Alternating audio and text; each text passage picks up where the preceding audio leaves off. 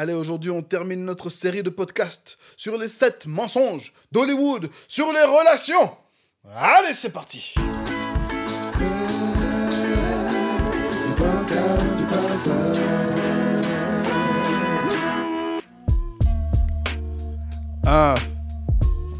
Je sais pas pourquoi je fais ça, mais je vais le faire. C'est comme si j'ai du temps à perdre, mais bon, voilà, on y va. Ma gorge hydratée, je bois de l'eau. Mes lèvres sont hydratées, la bello. Pas là pour chanter ni rapper la mélo. La main haute, la tête est bien posée sur les épaules. D'époque en époque, on reste épique même quand ils se moquent. Et je viens cracher des faits sans aucun effet spécial. Comme dans les vieux films de KPDP. Je viens décaper les pensées et pas découper les têtes, mais les renforcer. Ben voilà, j'ai commencé l'épisode par un freestyle rap. Pourquoi ? Parce que j'ai envie, c'est mon podcast et je fais ce que je veux et que j'avais 5 minutes à perdre. Je voulais juste boire de l'eau à la base en fait. Et puis j'ai mis de la l'eau et puis les deux phrases sont venues. Allez, bienvenue dans le podcast du pasteur, le podcast qui a pour objectif d'apporter un peu de nuance et de couleur et de la lumière surtout dans ce monde gris et sombre. J'espère que vous allez bien. Moi, ça va. Ça fait un petit bail. Mais je suis là. Aujourd'hui, on va terminer la série qu'on a commencée il y a maintenant quelques mois sur les 7 mensonges d'Hollywood. Bon, perdons pas de temps. Allez, c'est parti.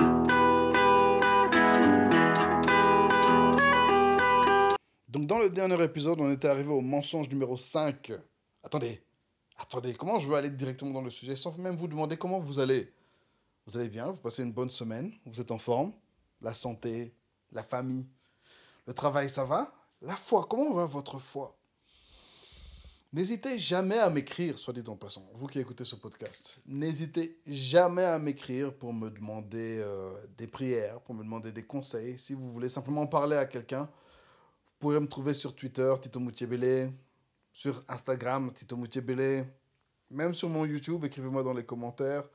Mon numéro de téléphone n'est pas non plus très difficile à trouver si vous cherchez sur Google. Donc voilà, vous qui me suivez, je suis là pour vous. Okay, je sais que c'est important d'avoir quelqu'un à qui parler, et parfois on n'a pas cette personne. Ça ne me dérange pas du tout d'être cette personne. Ok ? Allez, rentrons dans le vif du sujet. Je vais vous rappeler les 5 premiers mensonges d'Hollywood qu'on a vus dans les semaines précédentes. 1. Je vais rencontrer mon époux sur base d'un coup de foudre. Sans doute non. 2. Draguer, se mettre en couple avec des étrangers, c'est bien. Sans doute que non, même s'il y a des exceptions. Hein. 3. Je vais la changer. Non, sans doute non. 4. Je vais rencontrer le prince charmant, la femme parfaite. Si tu rencontrais le prince charmant, sans doute tu le ferais fuir parce que tu n'es pas charmant toi-même. 5. La promiscuité est sans conséquence et c'est faux. 6e mensonge d'Hollywood sur les relations, c'est sortir. Le dating mène vers le mariage. Je vais vivre une vie de dater plusieurs personnes, jusqu'à ce que je tombe sur la bonne personne. Et là, quand j'aurai la bonne, je vais m'arrêter et je vais me marier. Comment expliquer à quel point c'est problématique cette manière de penser ? On va revenir sur nos séries. Vous voyez, dans la série Friends, je prends la série Friends parce que je suis un vieux type, et ça fait longtemps que j'ai pu regarder des séries comme ça, mais voilà, vous pouvez regarder How I Met Your Mother, qui date quand même d'il y a plus de 10 ans maintenant. Vous pouvez parler de, je sais pas, c'est quoi les séries que les jeunes regardent maintenant, avec une bande d'amis, ça existe encore ce format ? Une bande d'amis qui traînent ensemble, et qui vivent des aventures, non ? Ça existe ? Dites-moi, vous, en commentaire, quel sitcom les jeunes vous regardez maintenant ? Et oui, dans Friends, les personnages désirent tous, quasiment, se retrouver un mari, une épouse. Ils veulent tous se retrouver dans une relation stable, se marier, avoir des enfants, fonder une famille. C'est plus ou moins leur objectif final. Il y a ça aussi dans Seinfeld aussi, c'était comme ça, mais Seinfeld, c'est trop des fous. Mais dans la plupart des séries de l'époque, du moins, l'objectif était d'un jour se retrouver dans une relation stable et puis vivre sa vie. Alors, tous les X épisodes, les personnages de ces séries vont rencontrer quelqu'un.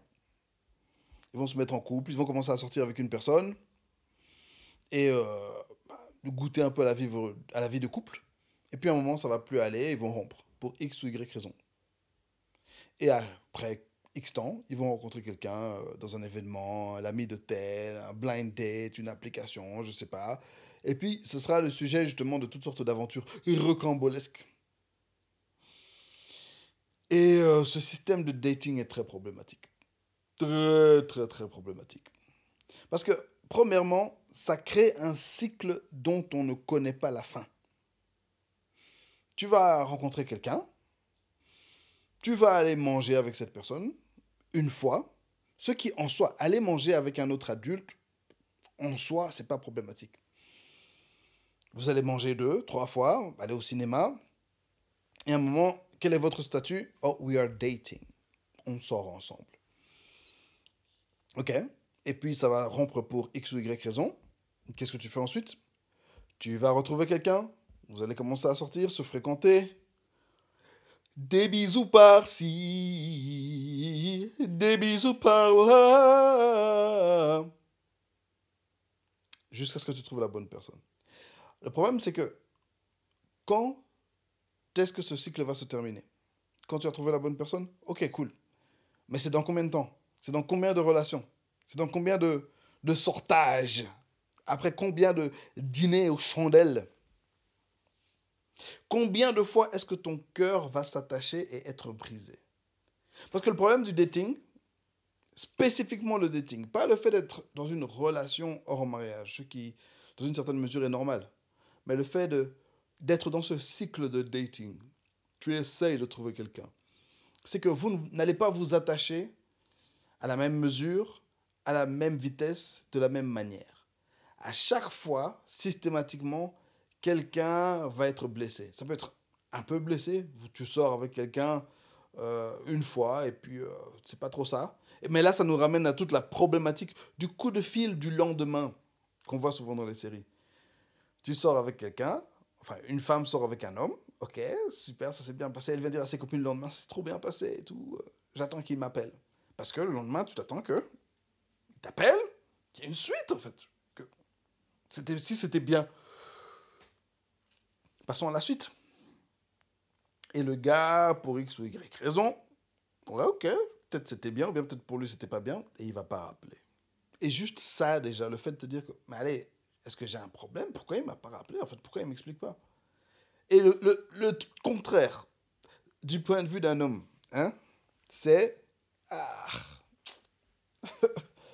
j'ai pas envie de revoir spécialement cette fille parce que j'ai pas envie qu'elle s'attache.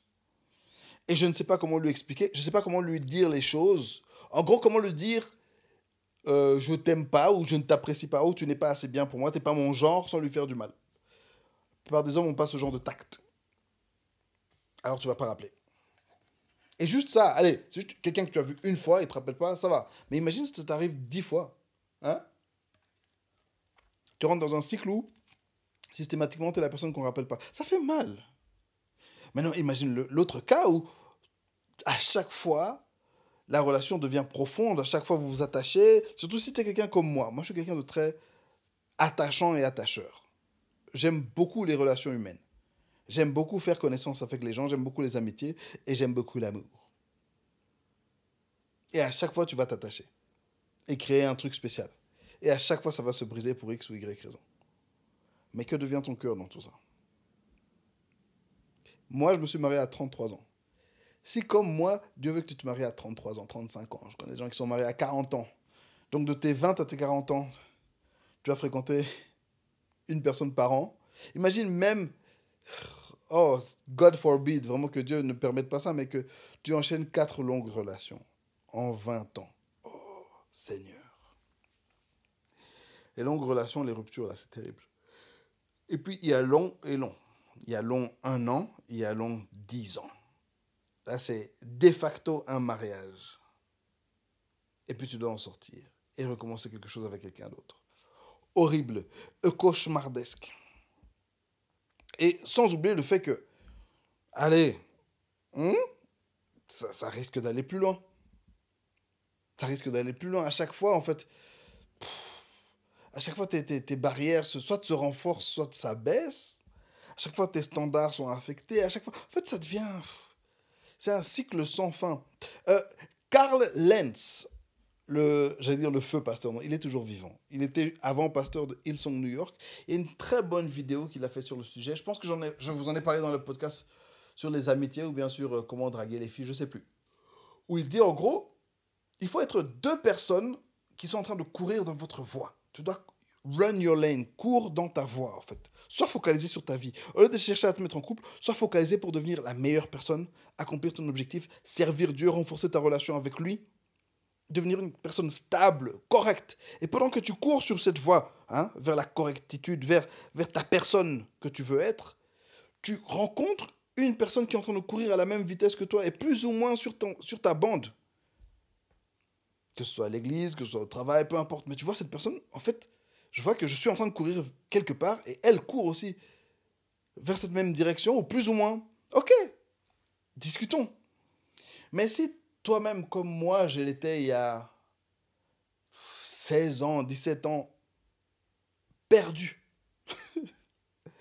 perdu dans les études, perdu dans ta personnalité, qui veux-tu être? Tu es un geek? Tu es un beau gosse? Qui es-tu? Et tu rencontres une même personne qui est perdue et tous les deux vous vous perdez ensemble, vous ne savez même pas où vous serez dans 5 ans. Que seras-tu dans 5 ans? Dans quel genre de milieu tu veux t'épanouir? Quel genre de travail? Quel genre de quantité de travail tu aimerais donner? Est-ce que tu seras le genre d'homme qui sera tous les soirs à la maison comme moi je le suis à 16 heures? Tu seras le genre d'homme qui va rester jusqu'au bureau, au bureau jusqu'à 20h, 21h en train de chercher cet argent? Est-ce que tu comptes partir souvent à l'étranger, laisser ta famille seule? Enfin, tout ça, tu n'as aucune idée de ça et tu veux entraîner quelqu'un dans tes aventures. Je ne vais pas vous mentir, hein, les gars. Moi, je suis quelqu'un qui dit la vérité. Je connais des couples pour qui ça a marché. Ils se sont mis ensemble très jeunes et ils se sont trouvés ensemble. Ils ont cherché leur chemin. Plus la société va avancer, plus les choses vont se complexifier, plus ce sera difficile de trouver ça. On sera toujours en train de chercher son équilibre. Moi, j'ai 41 ans, je suis encore en train de chercher un équilibre que mes parents avaient à 27 ans. C'est comme ça, malheureusement. Quoique, je suis positivement surpris par certains spécimens de la génération suivante, notamment ceux qui sont nés en 99, 98, 2000 et qui sont déjà mariés, qui sont déjà stables dans une profession, qui sont déjà dans un plan de carrière. Hein, je suis fier d'eux. Notamment, vous voyez les footeux. Pourquoi les footeux se marient jeunes? Parce qu'ils sont déjà dans leur carrière. Ils sont déjà dans leur objectif. Ils savent où ils sont. Eux, ils peuvent se mettre avec quelqu'un. Mais toi, tu es là. Tu es en train de recommencer ta première année universitaire pour la 3e fois. Et puis, tu veux te mettre en... En fait, les études, là, c'est facile. Tu galères. Mais, tu veux te mettre en couple. Encore une fois. C'est parce que certains, notamment, ne sont pas faits pour les études. Et... n'oubliez jamais la complexité de la vie, la complexité de chaque être humain. Chacun a un parcours différent. Moi, ce que je fais, c'est vous donner des trucs pour essayer d'éviter les gros pièges. Je ne suis pas en train de vous donner des lois immuables de l'univers. Non, non, non. Je vous donne des petits raccourcis. Des raccourcis de bon sens. Des raccourcis de bon sens. Parce que je vous assure que date, là, ça se termine mal. En fait, en toute honnêteté, quasiment toutes les relations que tu auras avant ton mariage vont mal se terminer. Pourquoi? Parce que vous êtes chaotique. Pourquoi? Parce que vous êtes dans des voies différentes. Les jeunes filles, par exemple, les jeunes filles de 24 ans sont déjà en train de penser très fort au mariage. Mais un garçon de 24 ans, parfois, non, tu es en train de penser à la vie. Enfin, ça dépend, hein, mais voilà. Et à cet âge-là, 23, 24, 22, 21, tu ne sais pas encore vraiment très fort te mettre à la place de l'autre, t'imaginer ce que cette personne qui est en face de moi est en train de s'imaginer pour sa propre vie. Il y a un certain manque d'empathie et un manque de représentation cognitive de l'autre qui fait que vous aurez du mal à vous entendre et ça va souvent mal se terminer. Il y aura beaucoup de quiproquos parce que tu n'as pas encore appris à communiquer comme un adulte.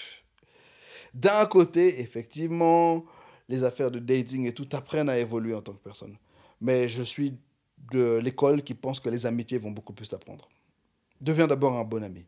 Si tu arrives à être un bon ami, ok, tu as les chances de devenir un bon conjoint. Si tu ne sais pas être un bon ami, tu ne peux pas être un bon conjoint. Si tu es la personne que les amis abandonnent toujours, qui abandonne toujours ses amis. Bah. Mais vous savez, c'est quoi le pire dans toute cette histoire? C'est que ça, j'ai écrit ça, je pense, vers 2016, 2017. C'est des idées qui m'étaient venues vers 2013, quand ma tête a commencé à devenir correcte. Mais entre-temps, qu'est-ce qui s'est passé? Le monde du dating est devenu encore plus fou. Les débats dating sur Twitter. Oui, hein, qui paie le premier date? Qui paie en premier? De la débilité. Non seulement ça, les gens sont devenus de plus en plus débiles. Hein. Il y a une phrase qui me hante depuis quelques mois. Elle a été prononcée par le pasteur Alain Patrice Ngalleux, pasteur de ICC Charleroi. Grosse dédicace. Il en a parlé lors d'un événement qui rassemblait des jeunes pour parler de la finance, organisé par le ministère Impact Université de mon ami Samuel Abrantes. Et dans cet événement, il a dit, on vit dans une époque où il y a de plus en plus d'informations, on sait de plus en plus de choses, mais il y a de moins en moins de sagesse. Oh là là. Mes amis, la sagesse a quitté le chat, en fait. Elle n'est plus dans le groupe. La sagesse, elle est partie. Les Nigérians disent, Wisdom is running after you, but you run faster. La sagesse est en train de te courir après, mais tu cours plus vite. Ça, c'est des choses, vraiment, je vois ça. Vous voyez, moi, je suis prof. Et j'ai remarqué déjà depuis quelques années, les élèves deviennent de plus en plus des psychopathes, par exemple. J'ai eu encore ce cas cette semaine avec une classe. Je dis toujours à mes élèves, je ne vais jamais me fâcher. Quand je vais vous punir, vous n'allez pas voir que mon atmosphère change, que mon humeur change, je me fâche. Non, non, non, non, non. De la même manière dont je vous enseigne calmement, je vais vous punir. Et une classe récemment, je leur ai donné un gros devoir. En fait, à un moment, ce qui se passe, c'est que je me calme. Et là, je réfléchis comment je peux faire mal à ces jeunes tout en restant didactique. Donc, je leur ai donné un gros devoir, balèze. Il y a une classe, même, je leur ai donné un travail à 4. Sachant que faire un travail à 2, vous voyez, vite fait, non. Travail à 4. Vous devez vous voir à 4, c'est pénible. Et ils étaient tous là, mais monsieur, on ne comprend pas. On n'a rien fait. Si, vous avez fait. Vous savez très bien que vous avez fait. Vous avez tous fait. Pendant tout ce cours, vous dérangez tout le temps. Mais monsieur, pourquoi? Mais monsieur. La sagesse a quitté le chat des sociopathes qui ne comprennent même pas leur propre comportement. Donc, ils font des choses et ils ne comprennent pas. Le nombre de fois où en classe, j'ai dit à un élève, arrête de parler. Il dit, mais monsieur, il se fâche. Hein. Monsieur, mais j'ai pas parlé. Attends. Je vois ta bouche, j'entends ta voix. Je suis un humain, tu es un humain. Je sais quand un humain parle, mais non, il est persuadé qu'il n'a pas parlé. Sociopathe. Et ça, c'est les gens avec qui vous devez date. Ça, c'est les gens avec qui vous devez sortir. Non, dans ce monde-là, tu ne peux pas t'aventurer. Essaie de rencontrer des étrangers. À tous les coups, ils sont fous. À tous les coups, ils sont complètement maboules, avec des idées un peu de tarés. Des gens, tu vas leur demander, oh, pourquoi tu as texté cette fille? Oh non, j'ai rien texté. J'ai le texte devant moi. Oh non, c'est pas ça, c'est pas ce que... Écoute. Maintenant, c'est un moment où il faut rester à l'abri. Construire son abri. Et à un moment, tu trouves la bonne personne que tu prends et tu mets à l'abri. Et tu restes à l'abri avec elle. Faut pas sortir outside. Là dehors. We're outside. Just being outside dans le monde là. Le monde est méchant, le monde est mauvais. Le monde est mauvais, les gens sont mauvais. Qu'est-ce que tu vas aller chercher là-bas dehors? Non. Maintenant, il ne faut pas. Toi, tu es là en train d'essayer de construire quelque chose. L'autre personne est en train d'essayer de t'emmener dans son lit. Toi, tu veux faire aboutir cette relation. Lui, il veut des dick pics et des nudes. Maintenant, on est dans le monde des stats. Récemment, il y avait une vidéo d'un gars, là, un noir américain, qui dit, oui, non, moi, je suis le genre d'homme le plus désiré, le genre d'homme le plus high value. C'est une sorte de high value, là. Je mesure 1 mètre, je ne sais pas combien, je gagne combien. Gars, est-ce que tu es un humain ou tu es une stat? Tu es un personnage sur NBA 2K. Un personnage GTA, c'est Donjons et Dragons, ici. Hein?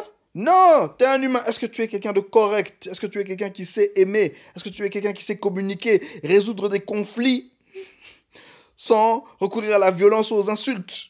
Oh, je mesure 1m80. Cette histoire de... Et maintenant, c'est plus 1m80. Oh, 2 mètres. Débilité.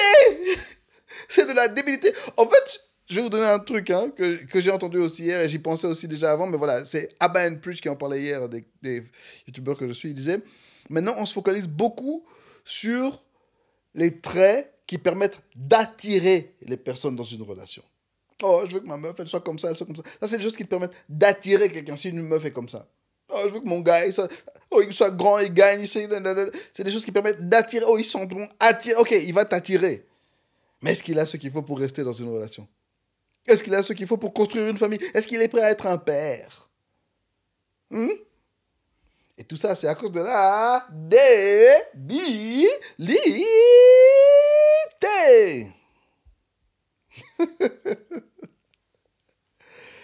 C'est vraiment pas le moment d'être là en train de date. Et puis, il y a les applications aussi qui sont arrivées. Il y a les Tinder, les Grindr. Boom, belle. Oh là là, je vais pas en parler aujourd'hui parce que voilà. Mais c'est du n'importe quoi aussi. C'est beaucoup basé sur l'apparence et sur de la débilité. Et c'est aussi beaucoup basé sur des gens qui cherchent juste une personne avec qui tirer son coup. C'est ça qu'on dit? Tirer son coup.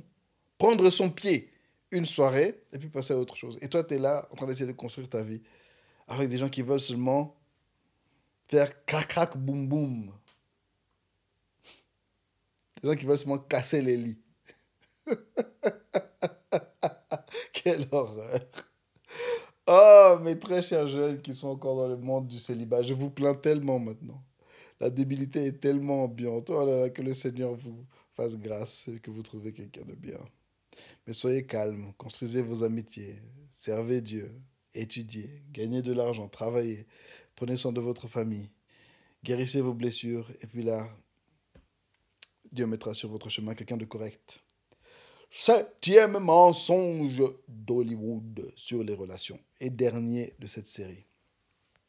Tes amis et ton milieu ne t'influencent pas. Tes amis et ton milieu ne va pas t'influencer. Tu es quelqu'un de bien, tu peux traîner avec qui tu veux, tu vas rester quelqu'un de bien. Tu peux traîner avec les gens les plus ratchet au monde, mais toi, tu as grandi à l'église, ça va aller. Tu as papa et maman à la maison, ça va aller. Non! Écoutez, on revient sur Hollywood. Un des principes du cinéma, pour avoir une bonne intrigue. Une des choses qui permet d'avoir une bonne intrigue, notamment pour les séries, parce qu'un film encore, c'est 2 heures, voilà.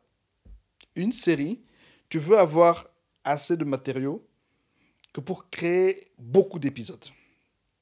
Alors, qu'est-ce qu'il te faut? Il te faut des personnages contrastés que tu places dans des situations variées, et puis leur interaction va créer de la tension dramatique ou de la tension comédique. Ok? Tu prends le gars sérieux, tu prends le gars qui est bête, tu prends le gars qui est farfelu, tu prends la fille qui est légère, tu prends la fille qui est sérieuse, tu les mets ensemble dans une situation farfelue ou une situation inédite et tu laisses les tensions naturelles, les réactions naturelles de ces personnages créer des tensions comédiques ou dramatiques. Les soap opéras, les sitcoms, c'est ça. C'est ces tensions qui nous sont intéressantes, en fait. Friends, la série Friends, le classique, réunit par exemple Rachel, qui est superficielle, fille de riche, avec Monica, qui est stressée, qui est une high achiever, quelqu'un qui aime travailler, mais qui a aussi un petit problème de boulimie. Le playboy Joey, qui est vraiment très bête, c'est vraiment le gars new-yorkais tout bête, mais voilà, italien, machin, mais qui a des valeurs traditionnelles. Chandler, qui est très malin, qui a une bouche très maligne, il dit toujours des choses smart, drôles, mais il est névrosé. Et Phoebe, qui est hippie. Et Ross, qui est un geek, un paléontologue, tout ce que tu veux. Voilà, tu as ces 6 personnages, tu les mets ensemble, comment ça va se passer? Super intéressant. Super intéressant. Tu regardes Grey's Anatomy, voilà. Tu prends des personnages qui viennent de ceci, de cela, de cela. Toutes les séries, c'est ça, en fait. On prend des personnages qui viennent de backgrounds différents, on les met ensemble. Grey's Anatomy, ils sont tous docteurs, mais le background est différent, ils vont gérer les situations différemment. Et ok, ça marche pour la télé. Ça marche pour les séries. Mais toi, dans ta vie, tu ne veux pas de drama.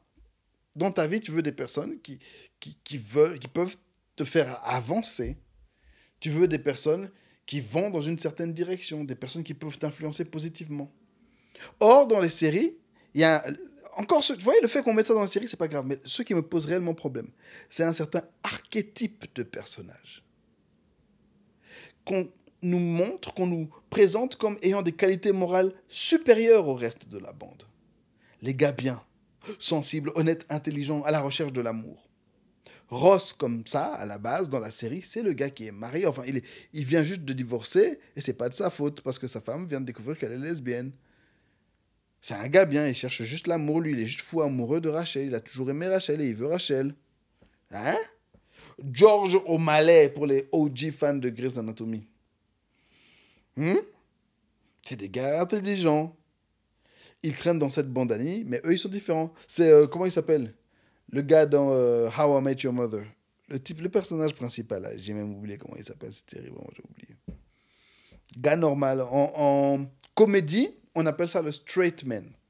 C'est le gars qui, lui, est normal et il est entouré de fous. Et puis les réactions entre ce normal et ces fous, ça crée de la comédie. Le gars droit. Et il y en a un en particulier qui m'a posé problème quand je réfléchissais à ses actions, étant devenu un jeune homme moi-même. C'est dans une série qui date.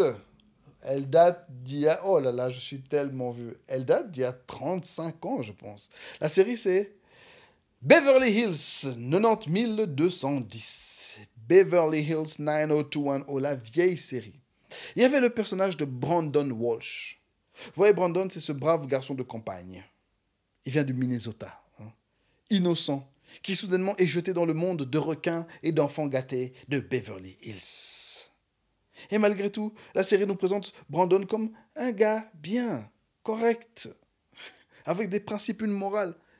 Mais quand tu réfléchis bien, c'est pas tellement vrai.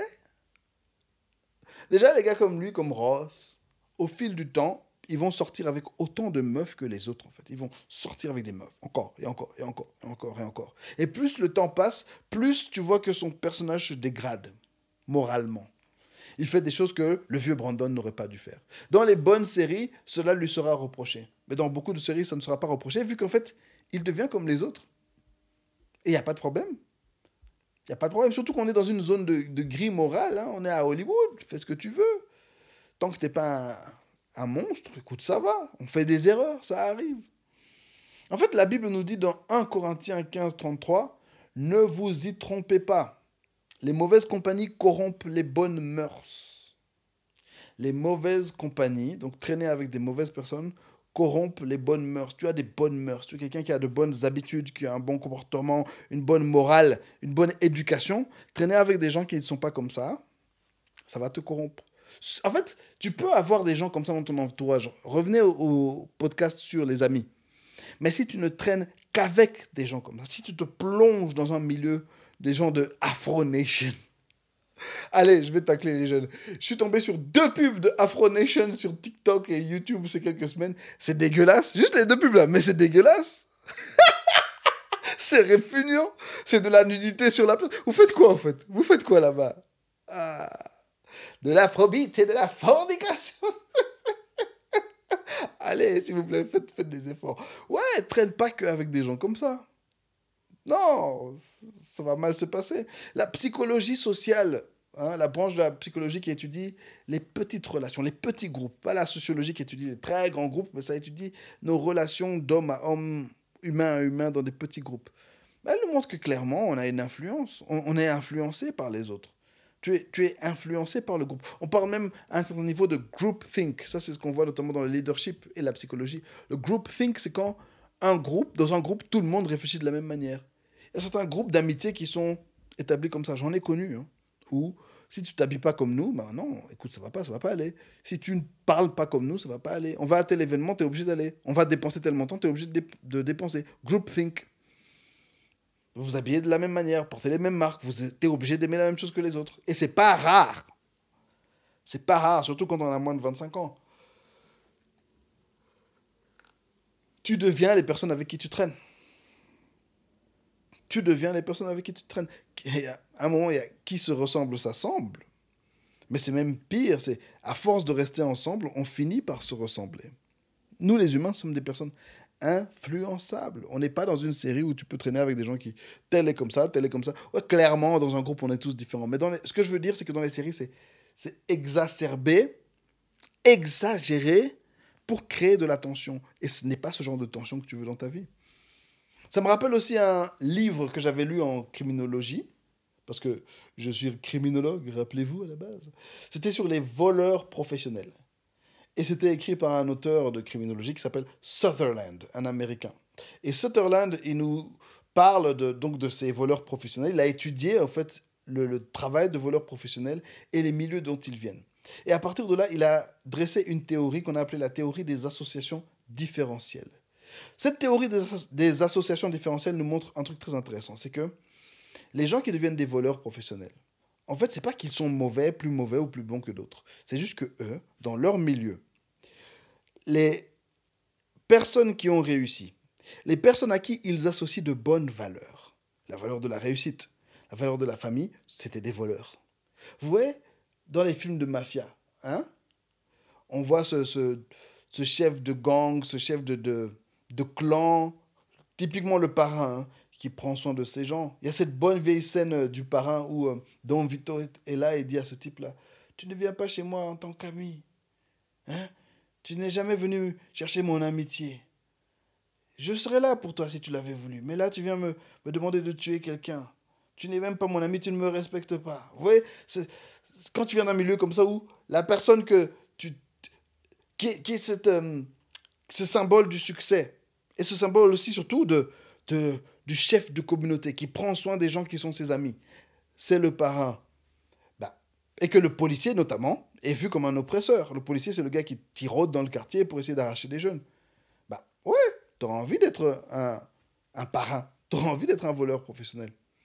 Ce qui se passe maintenant dans nos amitiés, c'est que les gens autour de toi auront certains comportements négatifs. Par exemple, et je le dis ça sans attaque, je dis ça avec tout respect, avec l'amour.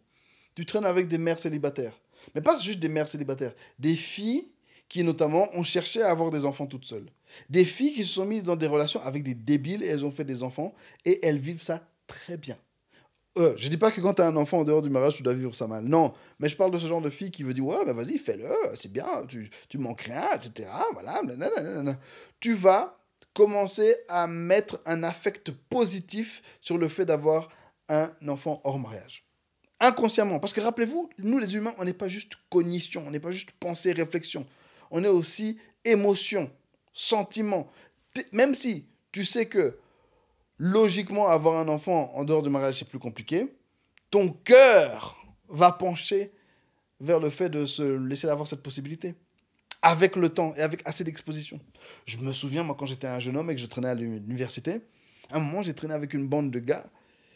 Ils ne vivaient que pour les filles. Genre, du début du lever du soleil jusqu'à son coucher, ils pensaient seulement aux filles. Toute leur vie, c'était juste « Oh, regardez cette fille, regardez cette fille !» Et puis, je me retrouvais parfois seul à des moments où tu entends les pas d'une fille, tu te retournes. Et tu commences à l'analyser comme ces gars l'auraient fait. Association différentielle. Là encore, ça va, parce que c'est pas des gars que j'admirais, mais imaginez si c'était des gars que j'admirais. Allez, par exemple, moi j'ai grandi dans le milieu congolais, des gars comme les chécouleurs. Donc tu vois, ces tontons qui ont toujours des belles voitures, de beaux vêtements, qui parlent bien, mais en fait, c'est des gars qui font des faux chèques. Tu associes ça à quelqu'un qui réussit. Maintenant, dans le milieu actuel, tu as les pasteurs et les politiciens. C'est eux, les deux types de Congolais qu'on voit bien réussir. Et les footballeurs, par exemple. Donc, tu te dis, ok, c'est ça que je veux être. C'est très inconscient comme ça. C'est ce qui se passe quand on s'associe avec de mauvaises personnes. Dans ta marche avec le Seigneur et vers ta destinée, tu dois apprendre à te séparer des Lot comme Abraham. Abraham avait son neveu Lot. À un moment, il a vu que l'association n'était pas bénéficiaire. Il s'en est séparé. Et dans un milieu, parce que là maintenant, nous, le milieu dans lequel on vit, c'est Babylone. La débauche, le péché, c'est là la société actuelle. On vit vraiment dans le grand Babylone. Même au cœur de Babylone, tu dois avoir des amis comme Shadrach, Meshach et Abednego. Daniel était au milieu des sorciers. Hein? Soyez pas étonnés. Daniel, il avait été appelé pour être un grand à la cour du roi. Mais quand la Bible parle des Chaldéens, les mages, tout ça, c'était des sorciers, des magiciens. Daniel était dans un milieu de sorciers, de magiciens. Et pourtant, dans ce milieu, il a réussi à se trouver Shadrach, Meshach et Abed-Nego qui étaient prêts à prier pour lui, prier avec lui. Des gens qui auront une influence positive sur toi. Des gens avec qui vous pourrez lutter spirituellement pour votre avancée dans la vie, dans la chasteté et la pureté. Des gens qui vont te demander des comptes lorsque tu vas t'éloigner du droit chemin et qui t'aideront à te relever quand tu vas tomber. Tu as besoin de ça dans ta vie. Hein? C'est bien d'avoir des amis avec qui tu peux partir en voyage, puis faire des photos d'influenceurs, où vous faites des... Vos verres de cocktail se cognent au-dessus de la table. Hein, vous êtes en uniforme chaque jour pendant tout le voyage. C'est bien aussi. Il faut de tout. Hein. Mais ne t'entoure pas que de personnes comme ça superficielles.